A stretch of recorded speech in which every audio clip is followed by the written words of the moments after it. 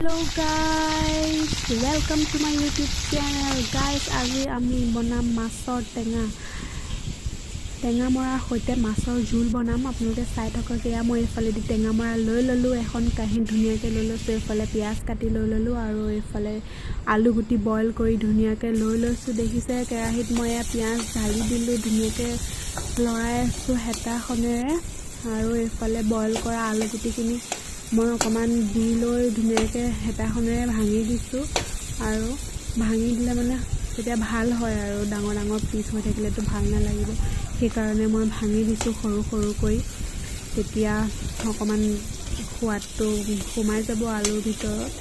আৰু এইফালে মই অকণমান লৰাই দিছোঁ, লৰাই থাকিব আপোনালোকেও।